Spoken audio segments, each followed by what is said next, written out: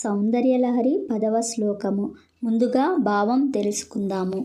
అమ్మా, నీ పాదపద్మముల నుండి స్రవించే అమృతధార నా యొక్క బ్రహ్మరంధ్రము ద్వారా నా శరీరమునందున్న 72,000 నాడీమండల మార్గమునంతను తడిపి అమృత రూపకాంతులు గల చంద్రుని వీడి అనగా ఆజ్ఞాచక్రము వీడి స్వస్థానమైన మూలాధార చక్రమును చేరి అక్కడ నీ శక్తి స్వరూపము 3.5 చుట్లగా చుట్టుకొని సర్పము వలె తామర పువ్వు బొడ్డు మధ్య సన్నని రంధ్రమునందు మిక్కిలి సూక్ష్మమైన సుషుమ్న మార్గము చివర 4 దళముల మూలాధార పద్మము క్రింద కుండలినీ శక్తివై నిద్రింతువు.